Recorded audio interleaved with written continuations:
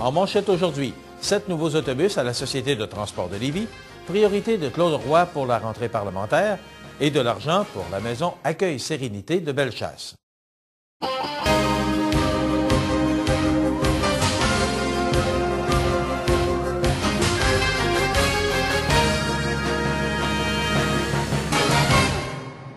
Mesdames, Messieurs, bonjour et bienvenue aux actualités Informe-Affaires de ce mardi 16 septembre. La Société de transport de Lévis a présenté récemment 7 nouveaux autobus à plancher bas qu'elle mettra prochainement à la disposition de ses usagers.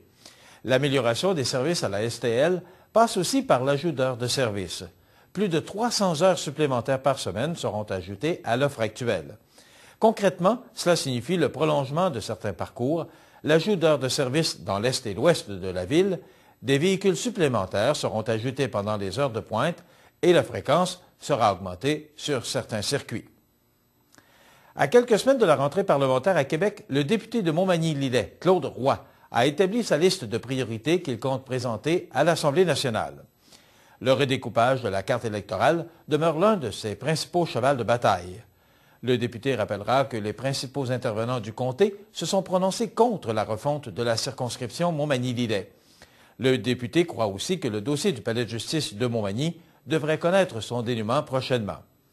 Donner un accès au fleuve au Magny-Montois et la restauration du musée maritime Bernier de Lillet seront aussi au cœur des priorités du député.